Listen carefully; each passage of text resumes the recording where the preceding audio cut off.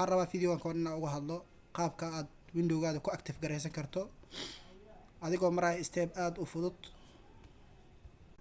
qaybta startiga ayaa waxa ku qoraysaa run ayaa ku qoraysaa markii aad run ku qorto box ayaa ku soo baxaya yar boxkaas yar oo ku soo baxay ayaa waxa ku qoraysaa reg edit ayaa ku qoraysaa erayadan reg edit r e g i t reg edit intaas aad qoraysaa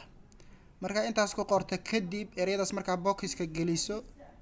kadib waxa dhahaysaa okay aad dhahaysaa erayadaas markaa boxka gelisa kadib waxaa dhahaysaa okay ayaa dhahaysaa okay ayaa ku dhufanaysaa kadib boxkan ku soo baxaayo boxkan waxaa ka dooranaysaa waxaa furaysaa hi k local machine folderkaas ayaa furaysaa ma ku dhufanaysid waa furaysaa kaliya folderkaas markaa furto folderadan keeto oo ku soo baxay ayaa haddana waxaa ka dooranaysaa oo aad furaysaa folderka system aad furaysaa folderka system ayaa haddana furaysaa kadibna waxaa furaysaa folderka current ayaa furaysaa kadibna waxaa ka dooranaysaa folderka services ayaa ka dooranaysaa services ayaa furaysaa services markaa furto kadib waxaa raadinaysaa folder ay ku qoran tahay sfs ayaa raadinaysaa folderkaas ayaa raadinaysaa waa ka folderkaas ayaa asna